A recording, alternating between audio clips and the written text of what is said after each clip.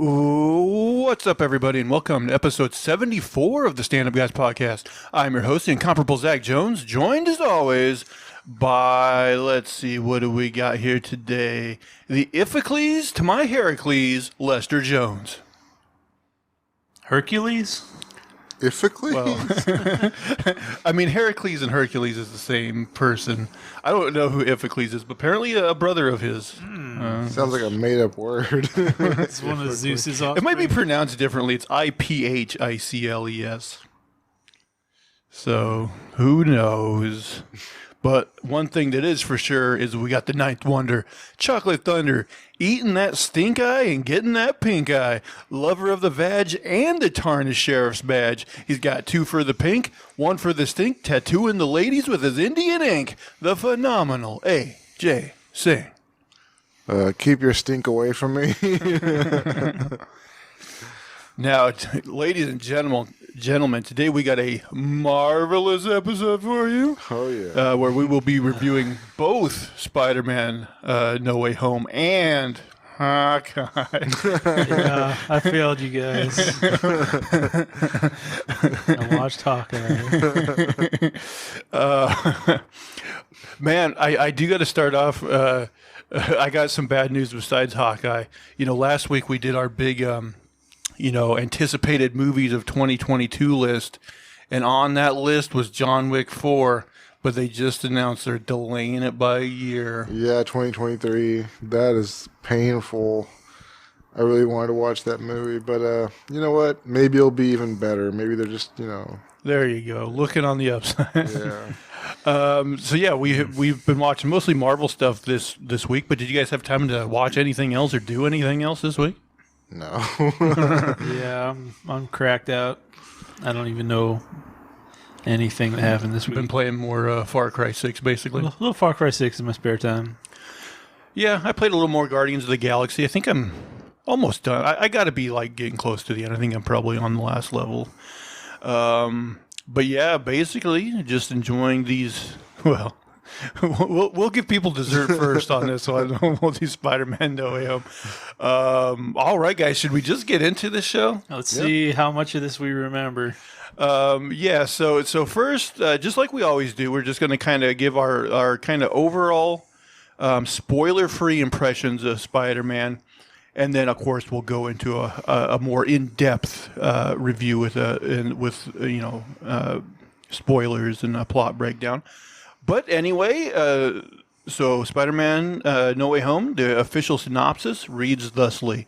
For the first time in the cinematic history of Spider-Man, our friendly neighborhood hero's identity is revealed, bringing his superhero responsibilities into conflict with his normal life and putting those he cares about most at risk.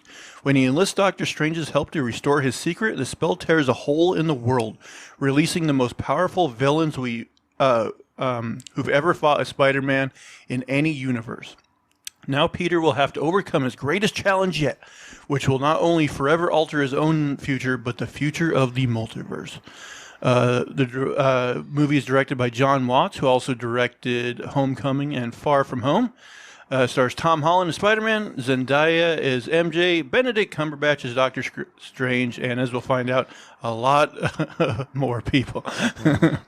I won't go over all of them right now. We'll get to them. All right, so now I don't think you did. You didn't see Far From Home, right? The second Spider-Man movie, the one that leads right into this. I suspect that's true, yes. But you did? Yeah. Yeah, so this movie picks up right off the... And I'm actually glad that kind of your knowledge of Spider-Man isn't as much, because we'll get a different viewpoint on this movie, maybe. Well, I feel like maybe a little bit in Spider-Man, but definitely in Hawkeye, there were side elements probably in other shows that I had no idea what the fuck. Yeah. When you saw that lawyer character, you probably thought, like, why are people excited about this guy, right?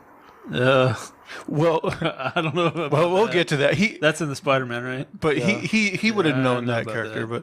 that. But yeah, just what was your guys'? Well, yeah, but actually, I was jumping to the story. What's your guys' overall impressions? Did you like the movie? Yeah, I liked it a lot. I thought it was pretty good. Yeah, I think, yeah, it wouldn't be like my favorite Spider-Man movie of all time or anything, but I did like it quite a bit. It's definitely one of the stronger ones. I was a little surprised by how, like, continuity heavy it is, and just how many references there are to all the other Spider-Man movies. But yeah, overall, I had a really fun time with the movie, and I have a hard time believing that anybody who's even remotely into Spider-Man wouldn't have a good time with this movie. Okay, so yeah, we all liked it. So now, spoilers ahead, guys, from this point on. So yeah, we start the movie out, and it basically picks up right where Spider-Man Far From Home left off, which is Mysterio revealed that Spider-Man is Peter Parker to the entire world.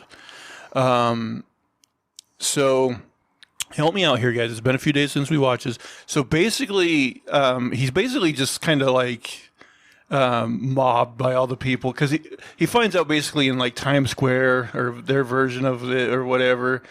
Right, and it's still, it's a little bit weird, but yeah. So he's getting all this like attention and not really loving it. He's out of his element, but also at the same time, people seem to be bugging while he's Spider-Man's like, well, why didn't that happen before? Oh, you mean just like, yeah, you could imagine if you went down like ground level, people would be all over him, even if they didn't know who he was. Yeah. So yeah, I would still think he could just like throw it to the wind and still swing around and like have enough privacy on that level, I guess.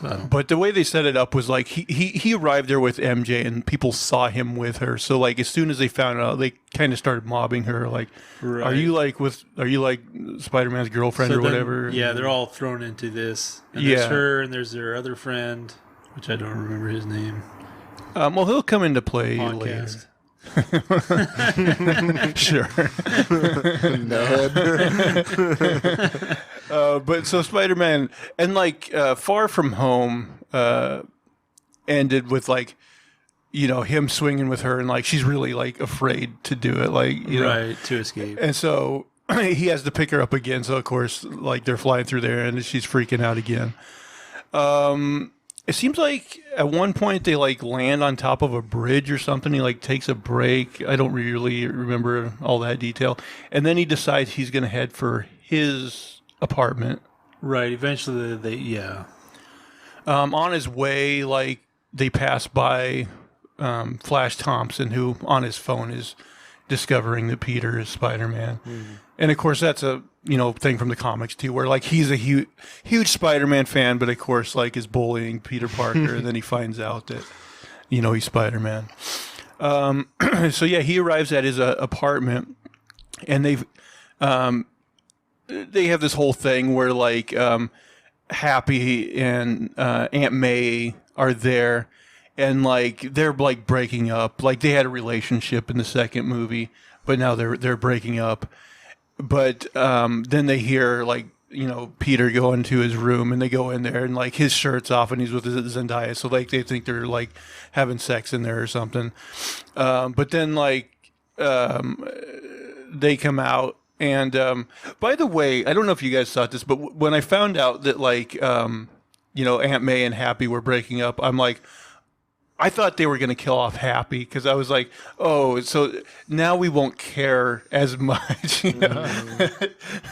But they went the other way. Yeah. The other way with it.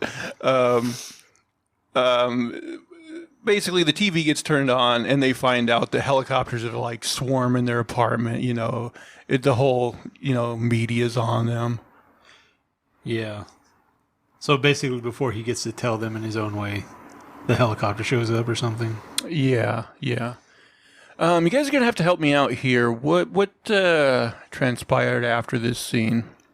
Well, I remember they're all going to that, but then when you come back to the three characters, like they're all trying to like apply and get into the same college or something. Mm-hmm.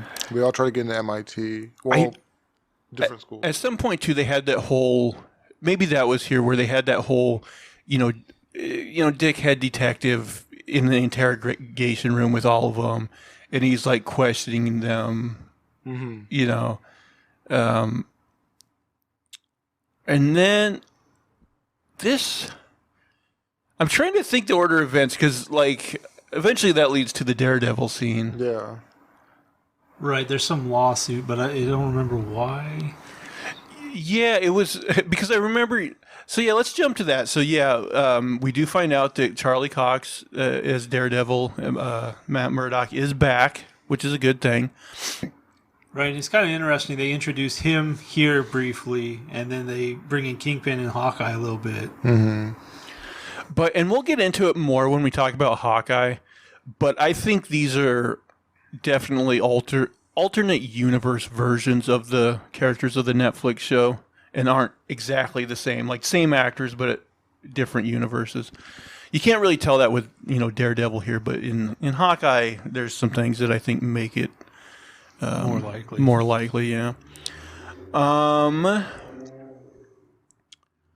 So yeah, they have a basically I think Matt tells Peter that basically you'll be fine legally, but then he's like to Happy like you might need a good lawyer or something. I don't remember what was the event. I don't even remember. I would have to see it again to get exactly what his reasoning for that was and what the lawsuit was. But there is this great moment where like some people on the outside throw a brick through the window and like Daredevil catches it. And Peter's like, how did you do that? And he's like, I'm a really good lawyer. Yeah. Nonsense. And what's funny is like Aunt May immediately changes the subject. I would have been on that for a while. Like, no, wait, hold on. Can we talk about that a little bit? Yeah. Heard that brick coming from a mile. So yeah, eventually, not long after that, it leads right into that scene you were talking about, where they kind of have this compilation where they all want to get into MIT, but they're also applying to like backup colleges and things like that. And like Peter keeps getting like the letters and whatever, and he's like, "Oh well, that was a backup college. That was a backup college." Anyway, he eventually gets the letter from MIT, and so then him, Zendaya, and Ned. They all meet up at this coffee shop. Now here's the thing: like they're all being rejected because of the publicity or whatever. Well, that's what we find out, yeah. But yeah, so they've been rejected from like all these schools. However, when it comes to the MIT one, they're saving for last or whatever. They all seem very optimistic after all these rejections. Well, that's true. The only reason like it should surprise them is if like maybe all the other letters said, we're not accepting you, but they didn't go into detail about why. Like, I don't know, it's just your academics or something. I don't know. But yeah, they all get there and like they open their letters and they're all shocked because basically the letters like say, oh, because of your association with Spider-Man, we can't accept you at this time or, whatever. So there might be some other stuff I'm missing, but basically, this eventually gives Peter. Oh, I remember now. There was Halloween decorations in that cafe that had like a wizard on them or something, and that reminded him of Doctor Strange. So now he goes to Doctor Strange, and like the Sanctum Sanctorum is all like covered in snow inside for some reason. Yeah, they opened a portal to like the snowstorm. Yeah.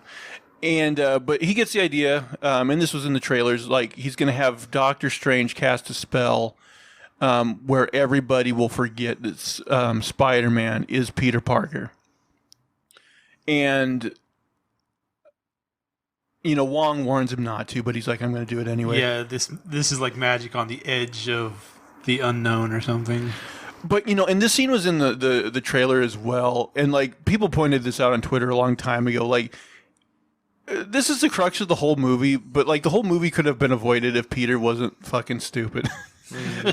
Because he really could have said nothing during the spell, and then just afterwards, like went up to MJ and everybody else and just told them again, like, "Hey, I'm Spider-Man." Also, like maybe like Doctor Strange could have got a little more clarification before he jumped into. That's true. Get a little more specific. But he's like, I don't have time for this. Let's just go. Yeah. So he's like, oh shit. Yeah, so anyone that doesn't know what we're talking about, basically, like, Doctor Strange starts the spell, but then Peter's like, wait, I really want my girlfriend to know who I am. So he's like, fine, and, like, he adjusted to do that. But he's like, wait, I really want, Ned, too, my best friend. He's like, fine.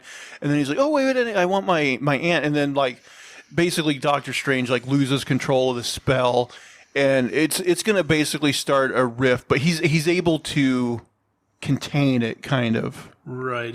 He's at least temporarily contained it. But unbeknownst to him at that time, what it did was allowed everybody in any alternate universe who happens to know that Peter Parker is Spider-Man, it transferred them into this universe. Right. They're getting sucked into this dimension. At least some of them. Some of them are still on the. Like I guess there's like hundreds of thousands more like on the edge. But basically, a few main characters come through. You got, 5 villains? Yeah. And eventually it shows out. There's a couple other Peters as well. Yeah. I bet you like that. 3 Peters. So basically, Doctor Strange now is really mad at Peter and tells him to go away or whatever. And he calls Flash Thompson because he basically wants to plead to MIT to be like, okay, you can fuck me over, but don't fuck my friends over. They didn't do anything. And Flash happens to know this because he was accepted to MIT. And they found that at the scene in the coffee shop earlier. So he's like, okay, there's this lady, but she's headed for the airport because conveniently he just happens to know that. So anyway, Spider-Man starts trying to track this woman down, and he's got the Iron Man Spider-Man suit. So he's got all the fancy tracking software in his goggles and everything like that. I'll have more to say about this in regards to Hawkeye, but let's keep going. Okay, just try to remember it because it'll be a while before we get there.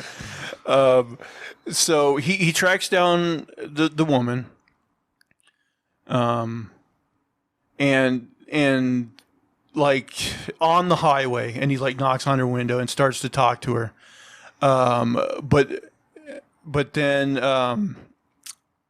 the highway starts to shake and starts to get torn up. And that's when Dr. Octopus's arm comes up, and we see. Right, oh, that's the first appearance of Doc Ock. Yeah, so we got Alfred Molina, who I really like him. Yeah, he's a good actor, and I thought he was still good in this. So him and Peter start fighting, and of course, the woman in his car starts to go over the thing, and Spider-Man just barely saves her by using his web and hooking it to the bridge. And him and Doc Ock start to fight on the underside of the bridge.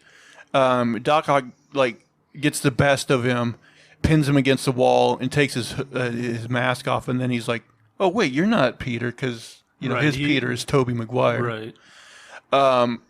It also ended up being kind of pointless, but he's like, "Oh, you got nanotech on your suit," and he rips a chest piece of He steals the chest, and it just basically changes all of his tentacles into Iron Man colors, basically. Right. So basically, it's been integrated with his claws somehow. Yeah. Which maybe would be cool if it played a bigger part, but it really doesn't. But then Peter somehow uses his tech. Oh, right. Maybe he ends up getting control of the. So I guess that was the purpose. Basically, it was infected his claws so that Peter could then control them. Right. Yeah. Okay, I guess that makes sense then. So yeah, Peter uses that nanotech to control Doc's arms, and basically gets him back up to the street level, and he had some conversation with the MIT woman. Yeah, she sees that he saves her because she was about to fall off the bridge in the car, and he pulls her up, and she sees that he's done all this to help her and help people, and she says to him that she's going to accept his friends into MIT. I think she also said he would get in too. I think she maybe said that she was going to put in a good word for him, but maybe couldn't guarantee. Yeah. Or something along those lines. Right. So then this part I thought was weird. So now he's got Doc Ock under wraps, but then a goblin bomb hits Or maybe he like hears the goblin or sees him coming on the glider. He throws a bomb down and it explodes. But then like Peter's like instantly like transported, and at first we don't know where. And it actually at first I was like, oh, are they bringing Mysterio back or something? Because it was kind of reminiscent. You didn't see Far From Home, but like he basically had this whole thing where like he made Peter see like all these different like visions, you know. He has that kind of technology. So for a brief second, I thought, oh, are they bringing him back? Also, they supposedly killed Mysterio at the end of that movie, but, you know, they definitely, they could bring him back. Yeah. You know. But no, he's actually in Doctor Strange's, like, kind of basement cellar where Doctor Strange basically has, like, several, like, prison cells, and he's transported Dr. Octopus into one of them. And this is where he basically breaks down to Peter, like, hey, when we did the spell, all these people that know Peter Parker, Spider-Man, came to this universe, and you got to track him down. You got to get him back in these prisons. Did he have Osborn at that point, too? Not yet. Not yet. Not yet. I couldn't remember. No, that comes later. Why did I think he got two at the bridge? I don't remember. Now, question for you guys. This was one thing is a little confused on, because like he's got in his box, like he contained the spell down into like this kind of orange crystal type thing, Right. which is in a box, and like if he breaks that, it sends them all back to their universe. Right. There's some like switch or something like. He can send them back, but he has to capture them all first. That's the thing. Why did he have to capture them? Because plot. I'm sure they put that in there, and I'm just not remembering it. Which obviously isn't true, because at the end something different happens. Yeah, so I'm kind of wondering why. But also, like, he wouldn't have captured the Spider-Mans because he didn't even know about them. He wasn't planning to capture them. Yeah, I think there probably are definitely some plot holes in this movie when you think about it too much. Maybe. Anyway, Spider-Man's tasked with gathering up these villains, yeah, so they can be sent back. So Doctor Strange then changes up his gauntlet so that it'll shoot these webs that basically instantly transport the villains to these prisons. Right, yeah, he gets that special technology. So I'm thinking there's probably a scene or two that I'm leaving out, but eventually Peter brings MJ and Ned to Doctor Strange as well. Because he's like, if I'm going to do this, I'm going to need some help from my friends. Right, and basically their task is to go on the internet and find where these other villains are striking. Well, yeah, apparently like they give off some sort of energy signature that they can track or something along those lines. And Doctor Strange is basically, you know, that line from the trailer where he's like, okay, you guys Scooby-Doo this shit or whatever. Like he's not even like really involved. He's just like, okay, you guys take care of this. That's another good question. What the fuck is he doing? Yeah, he could have been more involved. It seems like this is a pretty perilous thing, you know? I mean, I don't want to like make up the story, but maybe he was like working on a spell, like trying to how to fix it or something. Yeah, maybe he still had some stuff to do. Yeah, I think he was just like smoking reefer. He's like, you kids take care of this. I'm getting ice cream. And Ned offhand like makes this remark that like, oh, magic's real. Like my grandmother or whatever that I live with says we got magic that runs in our family conveniently. Right. And he's like, sometimes my fingers feel tingly. Dr. Strange should have been like, yeah, I think that's diabetes, kid. You're gonna lose those fingers. And he's like, you can work in the Undercroft. And he's like, oh, the Undercroft. And it ends up just being that like shitty basement area with the prison. Zendaya finds like some Just for Men, like that Doctor Strange uses in his beard. Oh, okay. One thing I didn't get. So basically, this is going to lead to like they're like, oh, there's a power fluctuation out by these power lines, and he's going to go there. He's wearing his suit is like a different. Now, is that just his suit like inside out because he was like it was dirty or something? Because I don't know. When he goes to the woods? Yeah, I wasn't paying attention. I thought he just like used duct tape to like strap that phone onto his chest. He did that, but didn't his suit look like a different color? I don't know. Maybe I'm wrong. Maybe it just looked different because it was in the dark or something. And I remember there was a scene though. Wasn't he like trying to like clean it or something too? There were a couple scenes where he was like scrubbing it because it was dirty, I guess, in the sink. Yeah, because he's poor. Also, it makes no fucking sense, really. But yeah, just random shit. But there was like a piece missing because of Doc Ock. Yeah.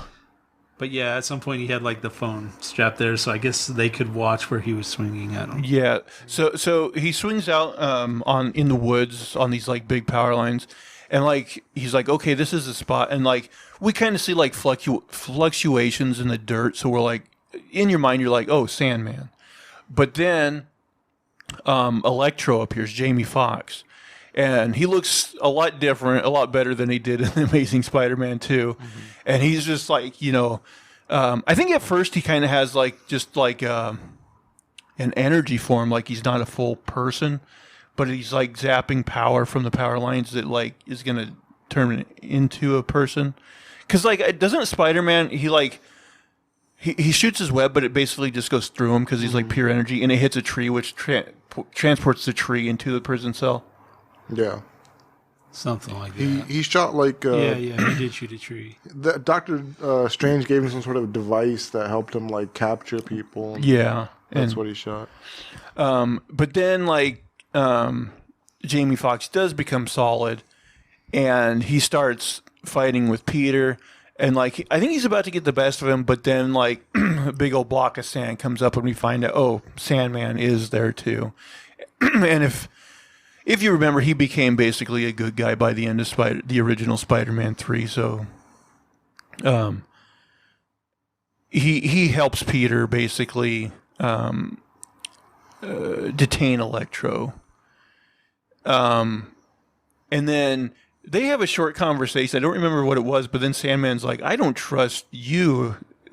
Maybe because he's not his Peter Parker or whatever. Right. And so Peter just zaps him as well. Right. Yeah, got to defuse that situation. But yeah, they both get zapped to the dungeon. Yeah. Now, did you guys see the Amazing Spider-Man movies? Those were the Andrew Garfield movies. I didn't. No, never saw them.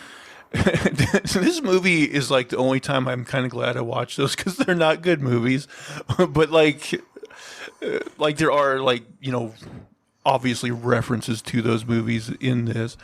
That's what I got to say. Kind of surprised me about this movie because like there were heavy rumors that like Tobey Maguire and Andrew Garfield were in this movie, so that didn't surprise me that they were in here, but like.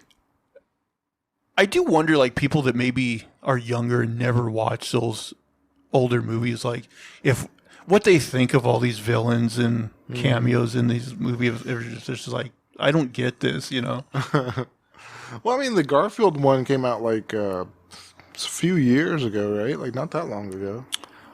I don't remember, like, maybe the early teens? 20-teens? Okay, yeah, so, like, around 2013, 14, around there. Could have been. I don't remember the exact. So 7 years. I think. I mean, even a few years later, the movie comes on TV and stuff. So I think kids probably would have caught up with that. Okay, that could be. So yeah, Peter makes his way back to the cellar, I guess, and there's a conversation. Mostly, I think, but between all of them, really. When did the lizard get there? He had already been caught by Doctor Strange. Like by the time Peter showed up with Doc Ock, I think. Right. Yeah. So he was already captured. That's right. That's why I was thinking there was two people. Yes. Yeah. So he was already. Okay. So there's Lizard, Dr. Octopus, Sandman, and Electro, and then I think Peter and Dr. Octopus basically have a conversation where he's like, there was like a green elf type creature on the highway, and then Dr. Octopus is like, that's Norman Osborn. He might have called him Green Goblin there too. I don't remember. But he's like, but it can't be because he's dead. Right. Well, yeah. Octavius was the one that was really set on him being dead. But it's like, it's multiple universes, so he's alive somewhere. Yeah.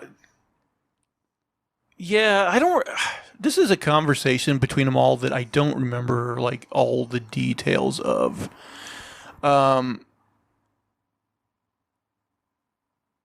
Because at some point... Maybe... You know what? Did he get... Green Goblin before or after he got Electro and Sandman? I don't remember. I think don't after. remember much of the scene where he got him. So at some point we're just... Well, he showed up to Aunt May's homeless shelter. That's right. I don't remember if it was before. Yeah, or so after. at some point... I think it was after. At some point they basically cut to this alleyway, and we can tell that, like, Norman Osborn is still, like, you know, schizophrenic. Like, the goblin is inside his head, and he's trying to fight it. And, like, he has an argument with the goblin. He basically throws his mask and breaks it. And then, he ends up in Aunt May's shelter. And so I think she contacts Peter, and Peter goes and meets him. And basically he just volunteers to go back with Peter. Right. He's pretty easygoing, no real conflict. Right. So at some point, all of them then are in the basement with all of them. Right. They're all there. And basically, from what I remember of the other movies, like, Dr. Octopus at the end of Spider-Man 2 was about to die. And basically this must have pulled him in, like, right as that was happening. Right. It seemed like a lot of them, like, were pulled out of the universe pretty much at the cusp of being killed. Yeah. Green Goblin did die in Spider-Man. I believe Electro died in Amazing Spider-Man 2. The Lizard, I don't remember that movie that well. I don't think he died, and Sandman didn't die either. So not all of them died, but basically, what Peter finds out from Doctor Strange is that, like, when he, you know, breaks the crystal and sends them back, like, the ones that died are gonna die. Right. And so part of this conversation happens as well with Aunt May, right? And Norman. Because, like, she's the one who's, like, is, like, against him just being sent back to die. I think so. Which I don't remember exactly how that came to pass. Yeah, I don't remember how it goes, but basically she encourages Peter to help them as much as he can. Right. She's like, yeah, whatever her motto was, you can't, like, just send them back to die. Right. Mm-hmm. So then basically, you know, Doctor Strange is about to send them all back, but Peter's like, no, you can't do it. And he basically steals that box that Doctor Strange has.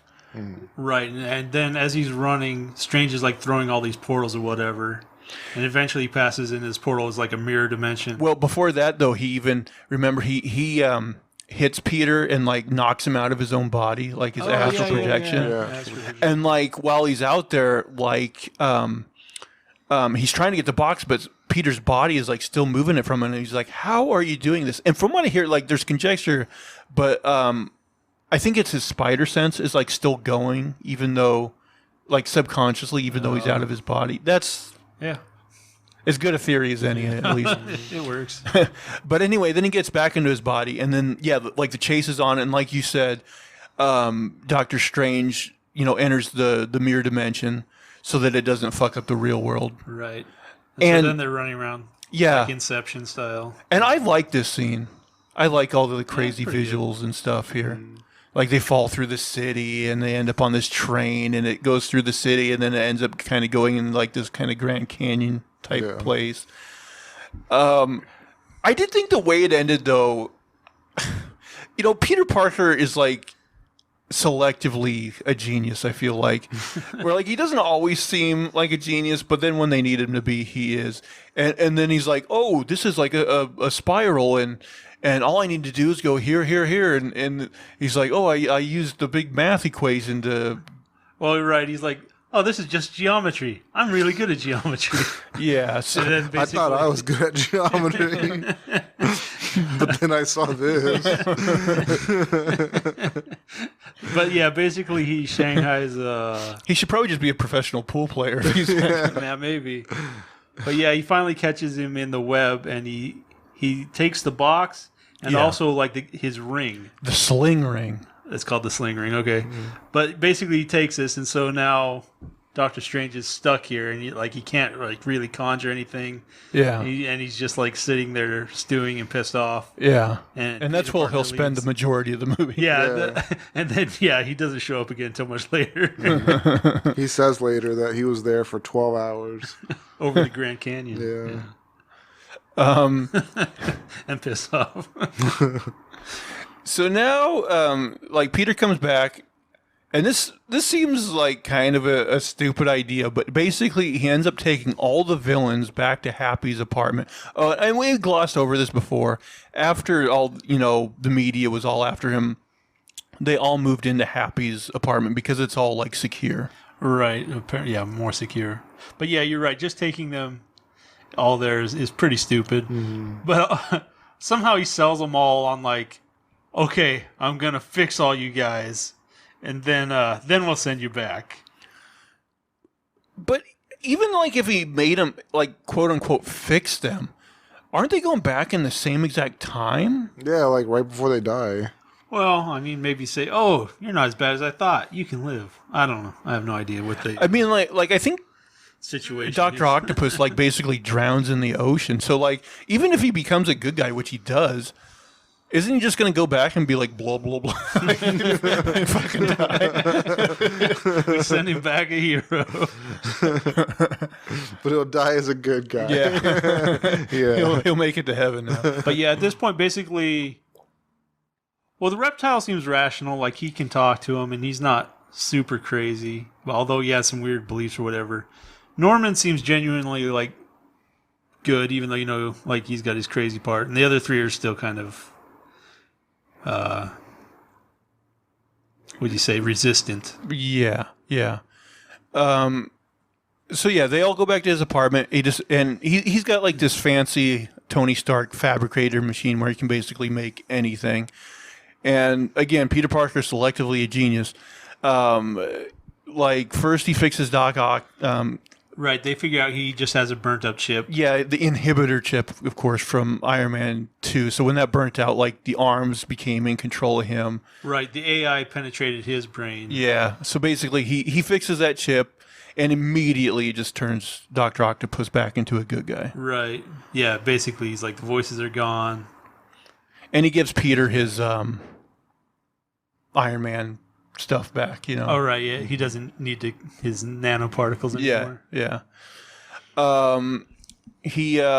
I mean, Sandman he didn't really need to fix because Sandman was basically already a good guy. Electro, he made this thing to put on his chest that basically... we skipped a part, didn't we? Probably. Well, were all the Spider-Mans there, or that comes later? That comes a little bit later. Right, they do a little bit, and then they come back to it. Yeah. Right, okay. Oh, and also, we did skip the part where Peter basically, he gave the box to Ned and MJ and told them to basically go somewhere safe. Right. I think he gave Ned the sling ring at that point, or yes. Right, yeah, and so while they're doing these experiments in the apartment, like he's playing around with this ring. He figures out at some point he can open a portal, but that comes a little bit later. So yeah, Peter fixes Doc Ock. He puts the thing on Electro, which is starting to count down. And basically, of all of them right now, Electro seems like kind of the one that's the biggest villain. Mm-hmm. Like you can tell he seems like a genuine psychopath. Like yeah, and it's kind of jumping ahead, but like at the end, I'm like, this dude's a fucking psycho. You didn't cure him. Yeah, he's still crazy. He's powerless, but he's still a piece of shit. Yeah. And also, Peter made a serum that's supposedly going to fix Green Goblin's brain, I guess. Right, yeah, that's a theory. Now, Peter basically, as the thing is on Electro's chest, and Peter's spider sense just starts going crazy, and also another thing we skipped is J. Jonah Jameson has a guy that's been tailing Peter, and he follows him to Happy's apartment and lets Jonah know that they're there. So now he's down on the street, kind of taping the building, like looking for a news story. And also the Lizard is with them, but they left him locked in a van downstairs. Right, yeah, he's locked in a van. So yeah, his spider sense is going crazy. He doesn't know why. And then... Well, he's surrounded by all the bad guys, so it's like, I think he's just confused. Yeah. But then we find out that Norman, like the Green Goblin, is back in control. Right. And I forget exactly what he does here to kick the action off. Does he do a bomb or something?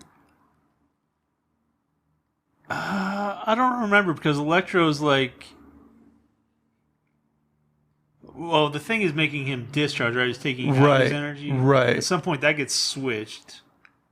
I think he like takes it off or something. Mm-hmm. Right. Yeah. So he's charging or something. Basically, yeah. I don't remember everything that happened here, but like it just turns into chaos. Yeah, chaos. Goblin breaks out.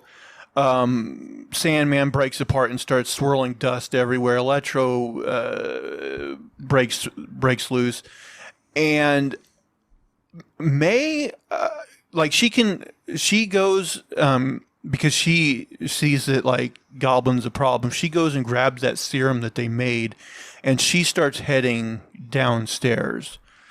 And because I think Peter, does he go outside and start fighting him?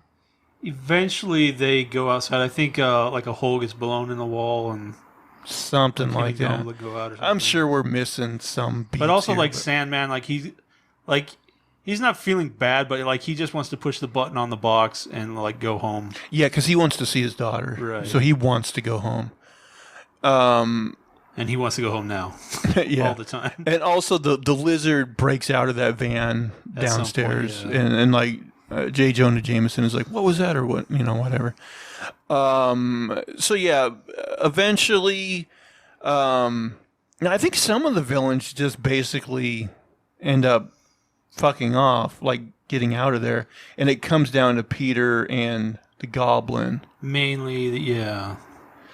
But anyway, it ends up being Peter, the Goblin, and May all together, and Goblin sends his glider into May, and like she goes down, and like I think he tells Peter like, God, I don't know, he says something like, "You'll thank me" or something, and then he like throws a bomb and leaves, I think, something along those lines.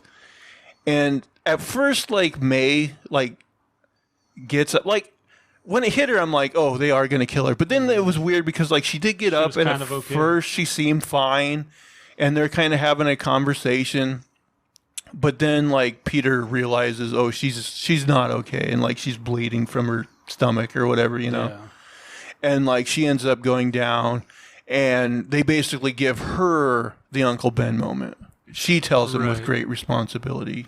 Yeah, I like the death scene. It becomes great responsibility. Death scene was good because, like, normally it's like, oh, I'm dying, last few words. But this was more like, she did give him the last few words, but she didn't know she was dying. She thought she was going to be okay. So the whole time, like, she's just like, I'll get right up, but give me a minute, like. Yeah. So I thought that was a pretty cool way to We talked briefly about, like, this Spider-Man, like he didn't even have an Uncle Ben or something. If they ever mentioned it in like Homecoming, it must have been brief. I don't remember them. Well, I mean, when the two other Spider-Men said that their Uncle Ben said, that line, he didn't say anything about like having an Uncle Ben. Yeah, I don't know if they ever have mentioned Uncle Ben in this series of movies. Like maybe he doesn't even exist. Yeah. But yeah, so And I think it was at that moment, like we mentioned when we reviewed Ghostbusters, that your oldest son got scared and had to leave. Right. And I think he couldn't handle this death scene, so he had to leave again. Yeah, he was crying when Aunt May died, and then Roman took him out. Yeah, so the movies are just going to be like traumatizing for him all the time. I mean, I would think within a couple years he'll be old enough that he won't get that way. I don't know. It was questionable to take them, definitely. Jai was okay with it though, right? Yeah. He was okay, but I think he was still kind of like, eh. He told me it was good, it was bad. Yeah, he said he loved it and hated it.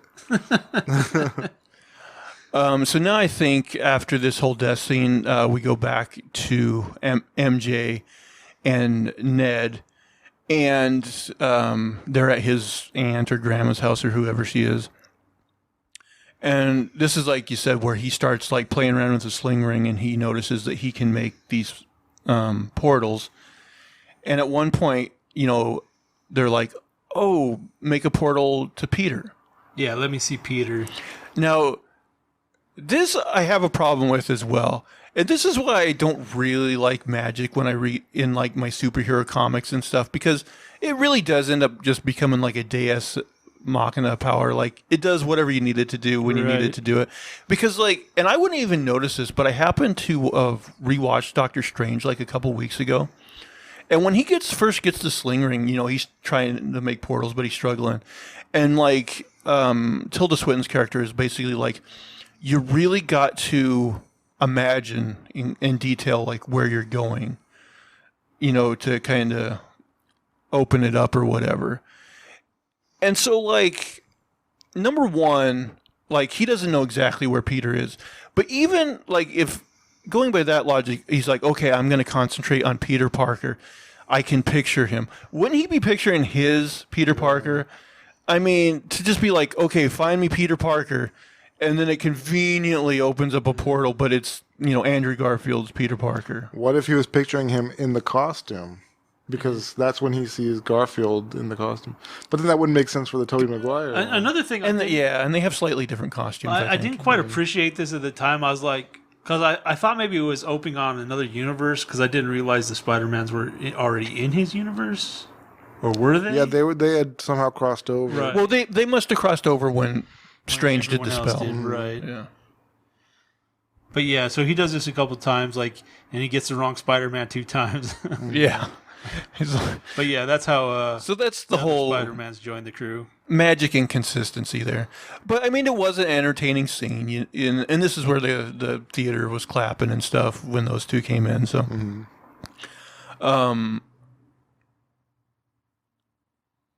so then I don't remember everything they said here. It was like an entertaining scene, but basically it ends with them being like, well, do you know where Peter would go when he's sad or whatever? And because one of them's like, oh, I would go to the Empire State Building. And the other one's like, oh, I would go to, this tower or whatever. Chrysler Building. Yeah.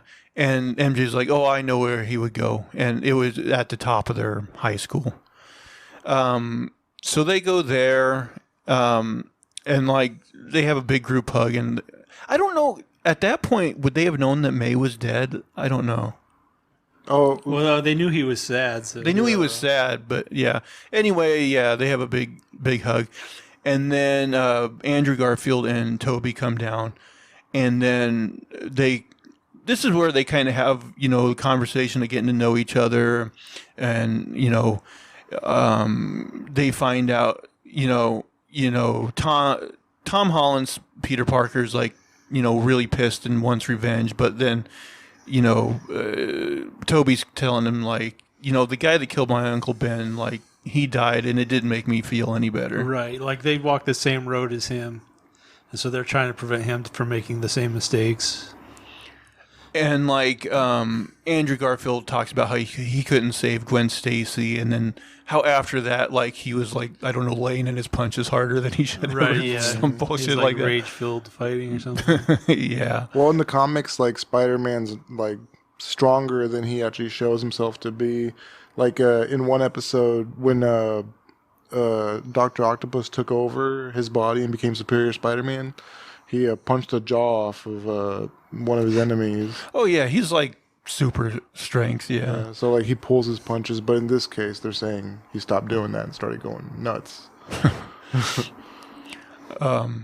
I don't think he was just like murdering guys, but yeah, like, Yeah, but like beating them up. yeah, blowing up heads. That'd be fine. He's like, in my universe, I'm like a wanted like maniac.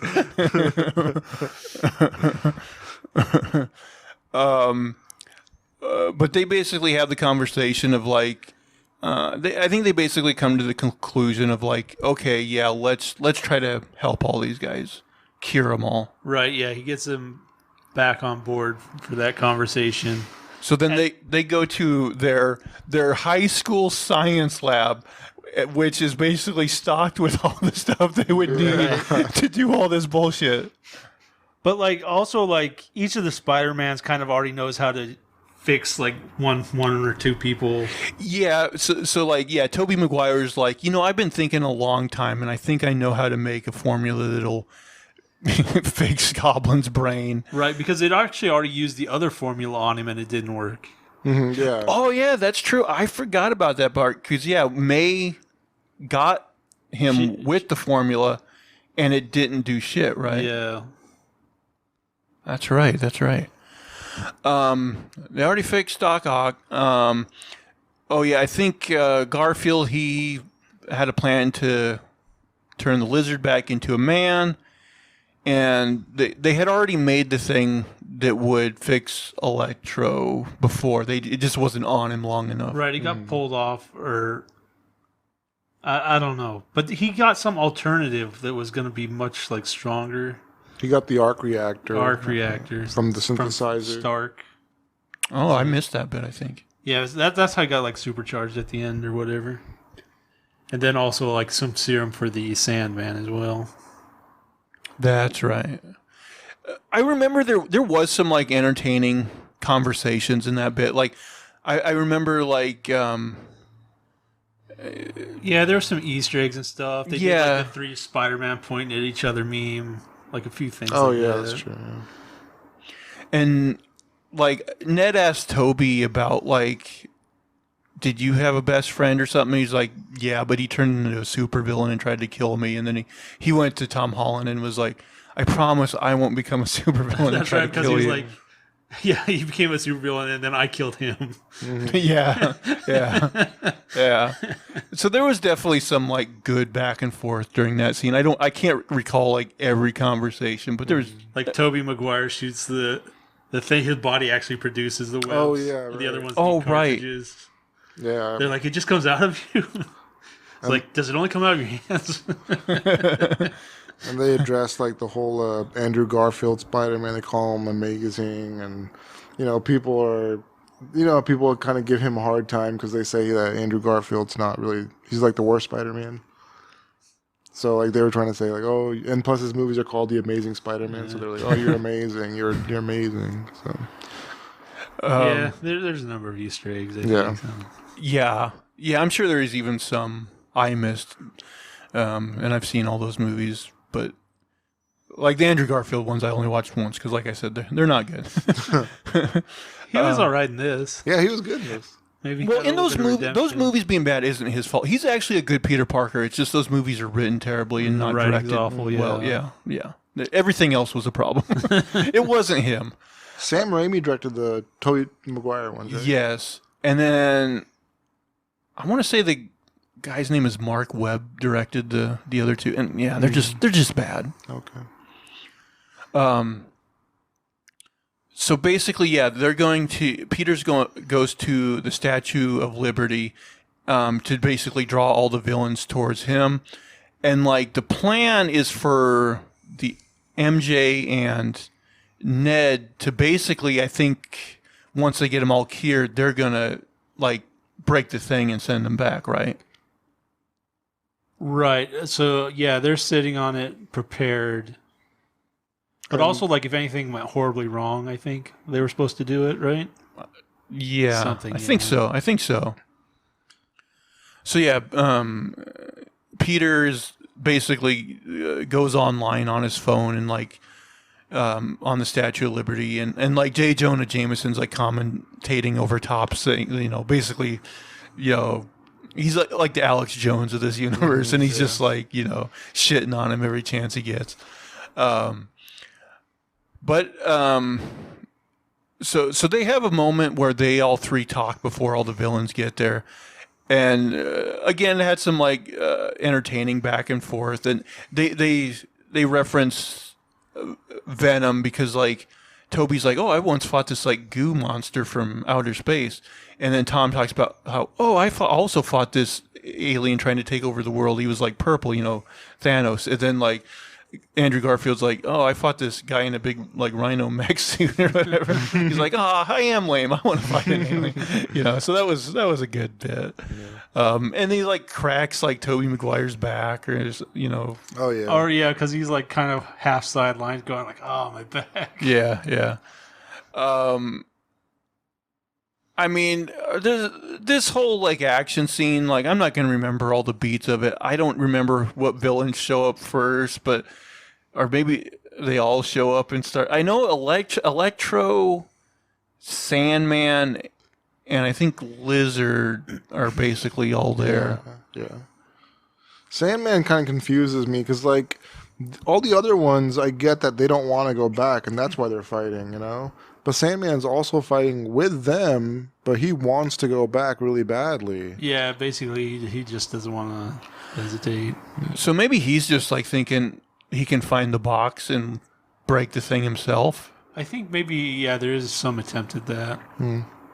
But yeah, it's a little confusing to put all together. Electro's like, I got this great new source of power. I don't want to leave. I just want to rule this world or something. Yeah. So they all start fighting, but basically the villains start to get the better of them. And then they all kind of go to the middle, and, conveniently, like the villains are like, okay, we'll give these guys a timeout to talk for a very long time. They get a little huddle. Yeah, halftime huddle. And by the way, like they find every excuse, these guys, to keep taking off their masks. It's like mask on, mask off, got to emote, mask on, mask off, just constantly. There was a good bit in there where like Tom Holland was like, "Oh guys, like it's about teamwork. I even fought alongside the Avengers." And Toby was like, "Oh, that's great. What is that?" Because like they're not on his world, so that was entertaining too, I thought. But basically, they're like, instead of like fighting all these guys scattershot, we got to really concentrate on one at a time. Right? Yeah. And so that's what they do. And then they split up. They do kind of, because like Toby ends up going to get getting Sandman cured. And like, so they were kind of paired off. They do kind of split up again. It's kind of, I don't know if that there's really like tracks. a little teamwork, like passing the serum back and there forth. There probably is. Yeah. And then at some point, I'm sure I'm doing this out of order, but at some point, Dr. Octopus does show up, and like he briefly like grabs one of the Spider-Man, probably Toby. And so then Electro like thinks he's on his side, but then he grabs the thing and puts it on Electro. Right. And, he double crosses him. Yeah, double crosses him and gets him.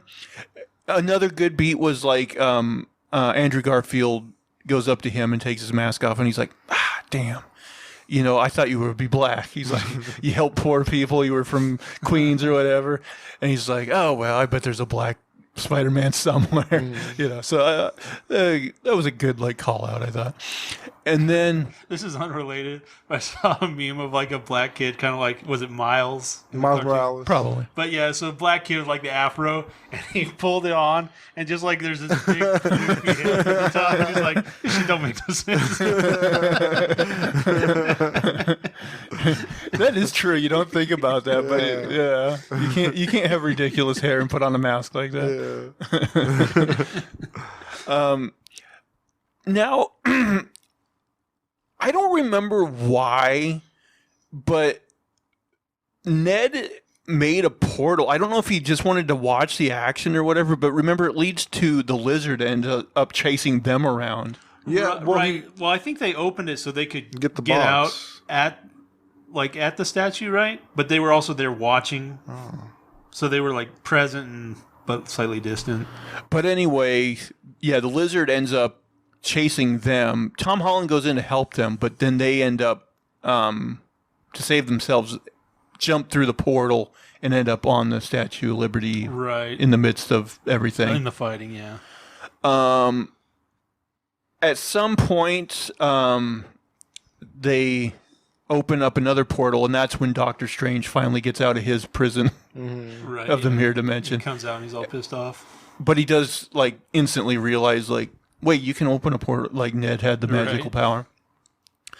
I think I don't remember, but also Andrew Garfield ends up curing Lizard, and he turns back into a human. a Yeah. human. So then I don't remember exactly where Goblin shows up. Like he's the last one, so yeah, basically everyone's getting cured, and then you like Tom Holland kind of got paired off with him, so they're fighting. At some point, the Statue of Liberty dropped her Captain America shield. Yeah, yeah. I was like, "What the fuck is this?" Yeah. But yeah, so they're fighting, and finally, like Spider-Man gets the best of him, and like he's prepared, he's ready to kill him. Like he's still raw about it. Oh, and it just like in that one like Fast and Furious movie we watched, it goes pretty quick from nighttime to like morning. Right. You need those transitions. Yeah. But yeah, he has what, maybe like The glider. the glider, and he's gonna like kill him with it. Yeah. And then Toby gets in the way, and like I don't know, they have some words, but so Toby Maguire basically changes his mind, and then like he gets stabbed in the back by the goblin. Yeah. And they tease that maybe he's gonna die, but he doesn't end up. Yeah, you kind of think maybe he will, but he doesn't. And then one of them throws him the serum or whatever, and then instead of killing him, he gives him the serum. And while all that's going on, basically Doctor Strange starts losing control of the spell, and like it's gonna start basically all these like portals open up, and it's gonna start like basically letting everybody through. Yeah, everybody who ever knew Peter Parker in every universe. And I think maybe even people that didn't. I wasn't sure. I don't know, but yeah, some cataclysmic event. The skies are opening. It's all purple, And you can kind of all purple, and you can kind of see like figures of people. right. And so he's like up on top of the statue, and he's just trying to hold shit together. Yeah.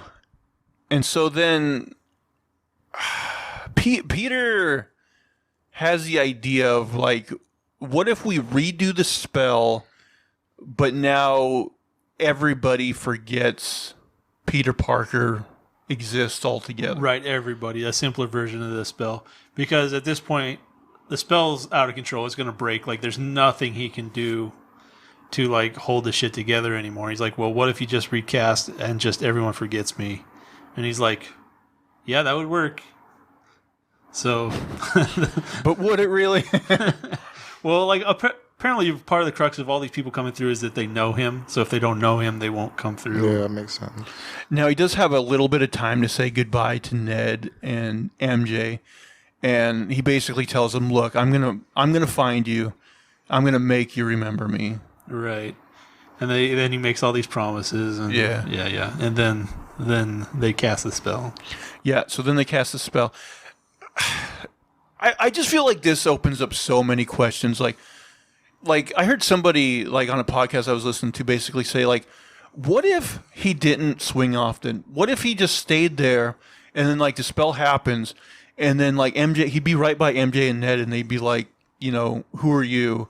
And they would be more open to buying his story because they'd be like, yeah, why are we here with you? You know? Yeah.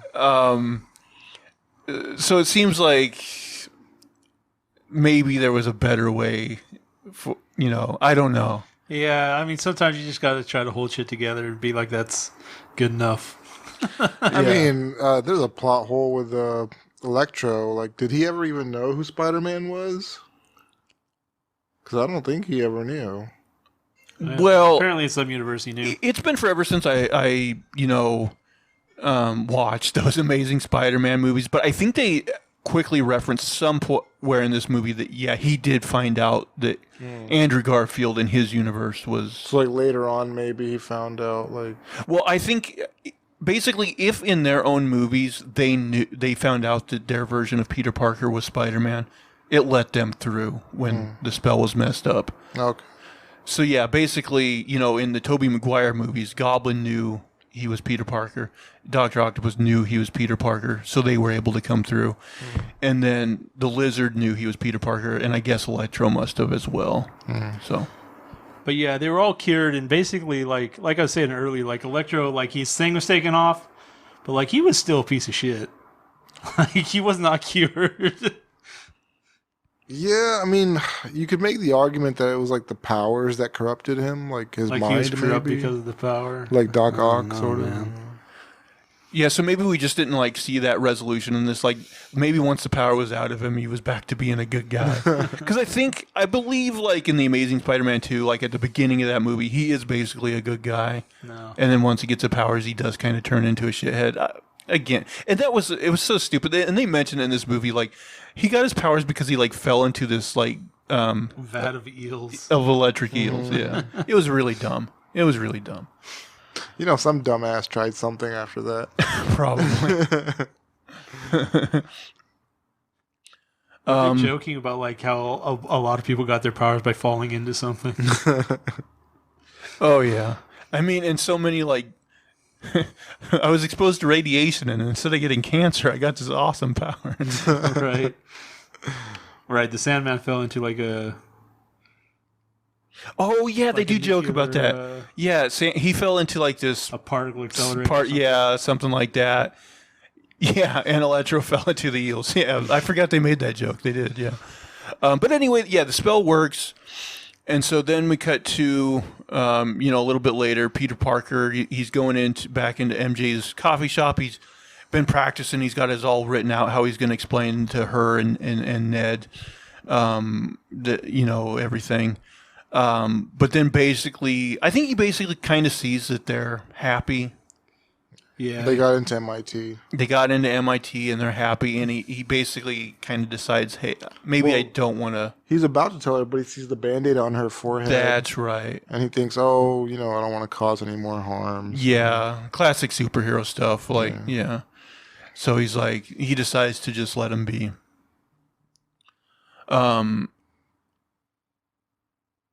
So then, no, the thing about the spell is okay, people still know that Spider-Man is a thing. They just don't know that. Yeah, that he's Spider-Man. They don't know Peter Parker. Right. But does that mean that magically his social security card and all of his pictures of him and things disappear? I doubt it. I'd be like, oh, here's my driver's license. Oh, you're Peter Parker. But we see at the end that he has a book about how to get his GED, which to me that was weird. Yeah, says that the records of him, having a high school diploma are gone. Maybe he has to redo everything. So it seems like maybe they're going that route. But yeah, now he's back to basically being a more traditional Spider-Man. He sews his own costume. And it ends with him kind of swinging through the snow in his new digs. Free from encumbrance or friendship or relatives. Free of any family or loved ones. And then we get the mid-credit sequence, which is Tom Hardy. And like I've said on the show, I still haven't watched those Venom movies because they just look bad. I'm sure eventually I will. But even this... And I love Tom Hardy, but this didn't make me want to watch those movies anymore. Yeah. He just kind of mumbles, and his Venom symbiote has a weird voice too. And well, I was a little confused. So apparently, with the other villains, he came through as well.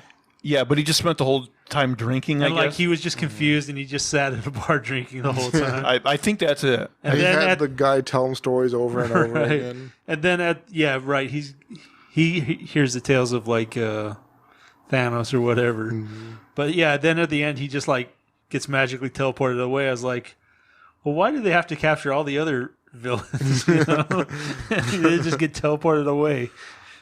Yeah, I don't know. But also, he leaves like a small piece of the symbiote. the symbiote behind, which I guess is maybe he's going to another character or possibly Carnage. I don't know.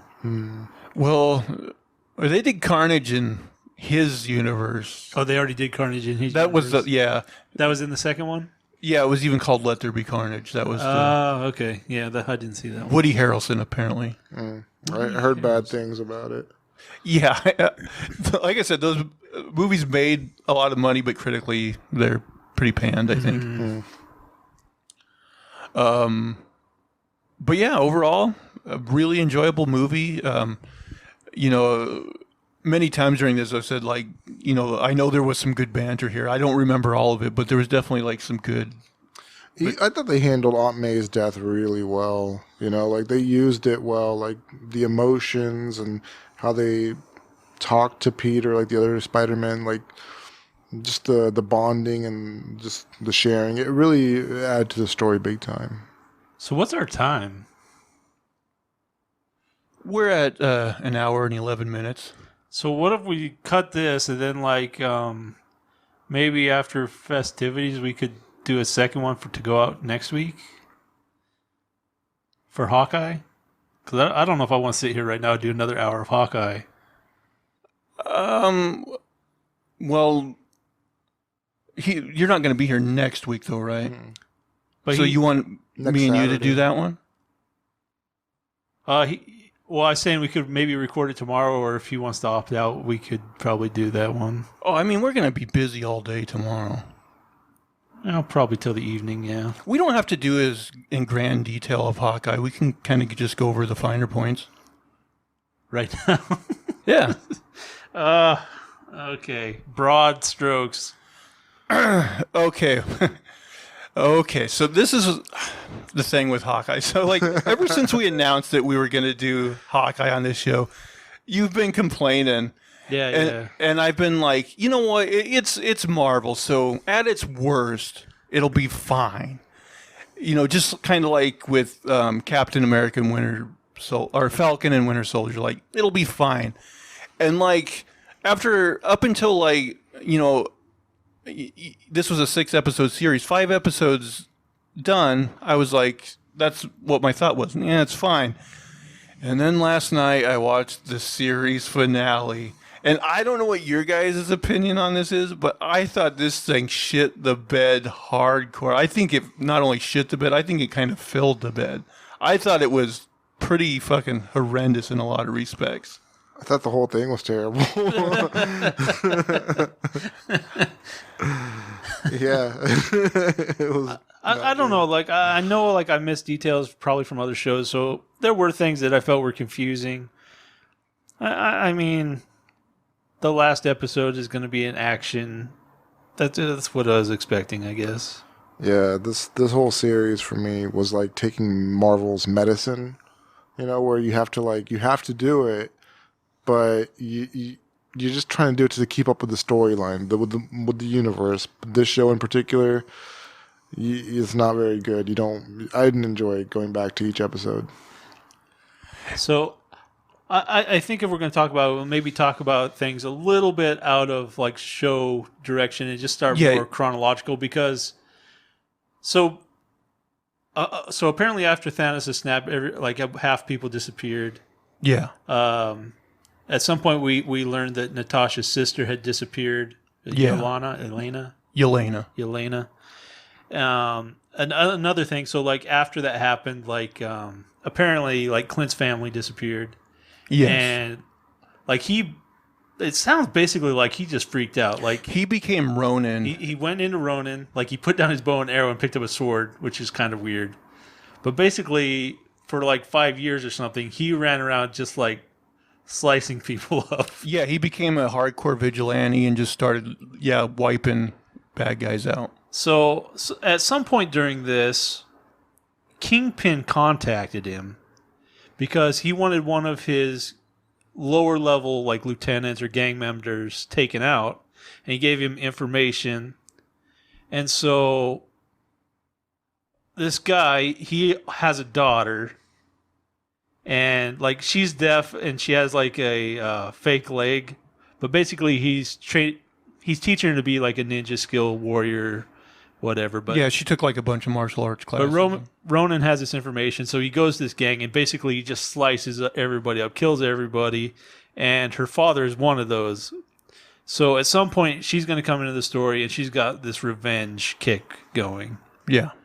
So, okay, so this is kind of the history. So, and apparently at the end of this 5 years, Natasha catches up with him and somehow gets him out of this cycle or space or something. And then I guess that's to the point where they go on the mission with the Avengers. Yeah. Yeah, you kind of get that story in the Avengers movie where first you see him as Ronin, and then, eventually... Like I guess I didn't really pick up that too much because I was a little bit confused. Okay, so there's going to be more confusing stuff. So if we the one other thing is like I guess it must have been during the Thor movie where was it Thor or was it one of the Avengers movies where all the flying things came into the city? That's the first Avengers movie. First Avengers. So basically, this rich family, they've got this gigantic house, but they have views of this fight that's going on. Part of their wall gets blown out. And of like all the superheroes she could see, she sees Hawkeye, and she gets fixated on this guy. He's like, I want to be like this guy. Well, he does essentially save her life because Well, this is I didn't mention this is a different kid from a rich family, but yeah, okay. Right. Well, he does save her life right there because the one guy on the flying thing is coming right at her, and he shoots an arrow it out of the way. Okay, I kind of don't remember that. Like he must have been like he was falling and shot an arrow or something. I think he shoots that first, and then does the thing off the building. Anyway, she sees it and she's kind of gobsmacked by it. But yeah, so this kid, she starts taking archery or stuff as she's growing up. So, and martial arts too, I think. Yeah, so she's trained not by him, right, but trained. And then okay, Kate Bishop, right, Kate Bishop, and we cut to. Well, it opens on her, and she's doing some side mission. I didn't understand why exactly. No, well, she was. It opens. She like shoots at Belle. Right. Why was she doing that? Just a bet with her friends. Yeah. And okay, so she shoots the bell. It doesn't do anything. She shoots the rope, and the clanger bangs the bell or whatever. Right. And somehow this makes the entire building collapse. Which that building was going to come down if that's all it took. Right. It just needed like somebody to go. Yeah, that bell was going to come down, whether it was her or not. Yeah, that was retarded. And then so like she's in a little bit of legal trouble with this, right? Yeah. So this is confusing, but God, there's so much confusing shit. It's like Pretty sure her mom like made a big donation to the school and she was okay after that. That's probably it. Yeah, they got money. Okay, so it's kind of present day. She's like 18 or 20 or something. 22, I think she says.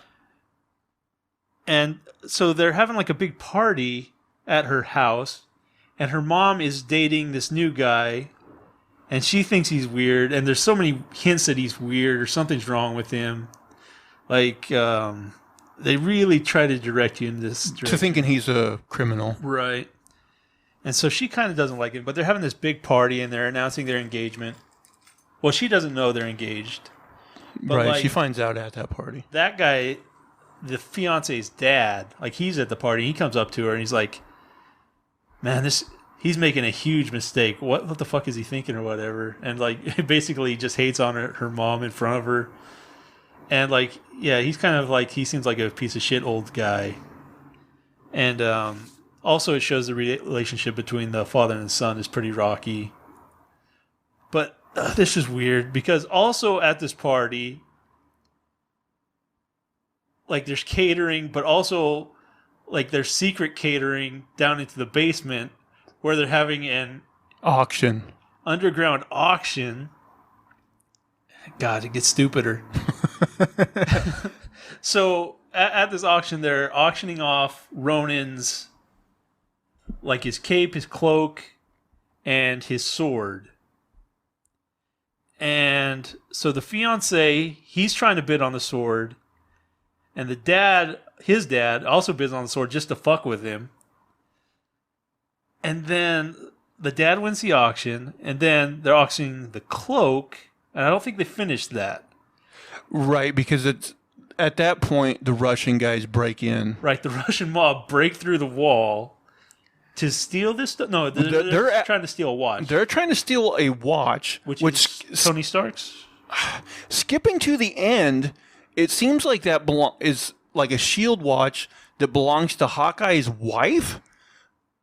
But we've never established really who she is other than Hawkeye's wife. And this show doesn't really establish who she is either. So I didn't really understand the significance of the watch. Did you? No, sure. I think it was just some sort of... it was just his souvenir that she kept for remembering him. So there's all this going on. And we didn't really cover Clint, but Clint's story is basically like his family went out to the country for Christmas. He's supposed to meet him like the next day. It's like 4 or 5 days. So it's a ticking clock to Christmas. So he has to get home for Christmas. Right. But somehow he's also at this party/auction. Like he was present, right?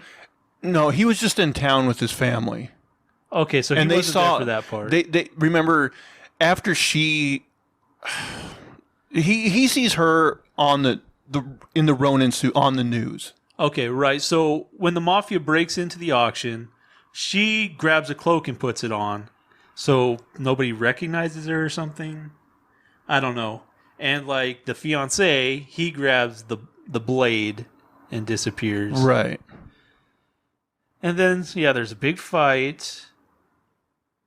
Okay, and then I don't know. Eventually, it dissipates. Right? She kicks some ass and whatever. Yeah. Now, here's what I'm confused. Like, she had the cloak, and then somehow somebody else gets the cloak. What was the? Because there's a scene. Okay, so basically, this live action role play, this LARPing group. Somehow, somebody in that group ends up with the cloak. Well, really quick. Here's what happened. She has a cloak. She eventually breaks in to the old guy's house, finds out he's been stabbed to death. So she suspects Jack. Right. This is more of the red herring stuff, the fiance Jack.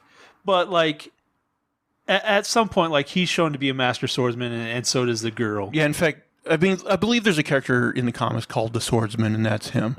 But like the old guy, the dad. Basically, he had been cut in half almost by, like, obviously a sword.